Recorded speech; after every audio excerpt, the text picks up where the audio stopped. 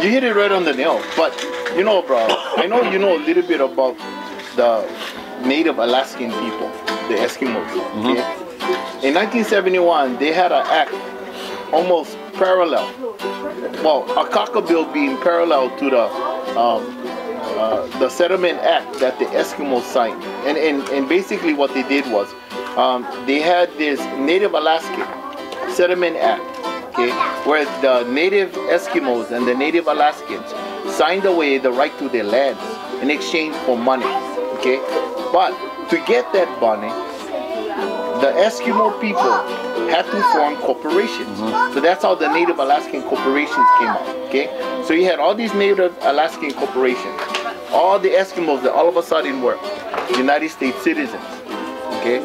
So they formed this corporation to get access to this money. Majority of the Eskimo people suffering today because they never get the money.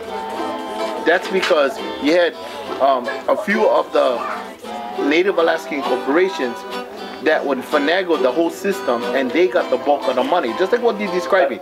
You know, if the Kaka bill passed, which is parallel to the Alaska Settlement Act, what's going to happen is you're going to have these entities that call themselves Native Hawaiian organizations. Right now you get OHA, but okay, for all intents and purposes, we know OHA is already initiated their exit strategy. They're dissolving themselves out in anticipation of this bill being passed. So OHA is all dissolving, all their personnel and all the key people are dissolving into the Department of Hawaiian Homelands. Why? Because the Department of Hawaiian Homelands is claiming to be the Native Hawaiian organization. So they're going to expect all that money. They're going after all that money. But like you said, you get Kamaki Kanahele with Shah, you get Hawaiian Homes Association.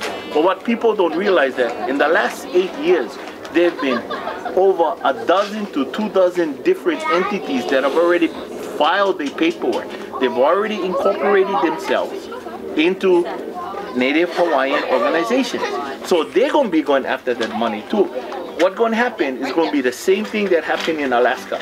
The majority of the Hawaiian people, the ones that really need the medical, they need the housing, they need the help with education, all of them not going to get shit. They're going to end up on the beach just like what you see right now. One thing I think people need to really realize when they're talking about the federal government's mandate, the federal government, when they supplement Native Americans, Native Indians, or even Native Hawaiians, now it's questionable based upon the bill on the criteria of the department, the federal, the Bureau of Indian Affairs, Kuleana, the responsibilities on who they're going to supplement.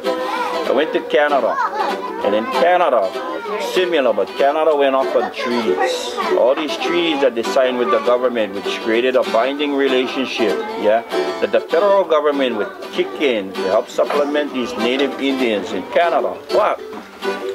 The cute thing was that these entities would have to be on reservations. That's the only way the federal government would help supplement. Native Americans, same thing. They got reservation land, the same thing. Alaska, I don't know. Alaska, no. What they did, bro, is they signed away all their rights to their land. So in other words, these corporations, you know, within that agreement, okay, own the interest or the right to the minerals, to the land, and what have you. So a lot of the Alaskan natives who actually live off subsistence living, they hunt.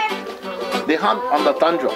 You know, they hunt at sea for their food, for their livelihood. At the same time, they're putting in the pipelines and oil pipelines. That's what they signed away. When they signed that Settlement Act, they signed away all their rights. That's what they want to do with the Hawaiians. They want Hawaiians to sign away their, or give the illusion that they're signing away their If you look inside the Kaka bill, it mentions the HHL and it mentions the Hawaiian Homes Commission Act of 1920. And the reason why they put that inside there, that is the so-called organization of Native Hawaiian, and it's called liquid measurement, 50% Native Hawaiian blood.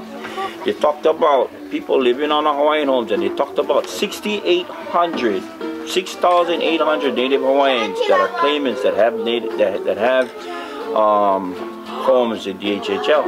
Another 18,000 Native Hawaiians that are still on the list. So this 18,000 plus the 6,800 that they have in the HHL right now, are they of the 50% Native Hawaiian blood quantum?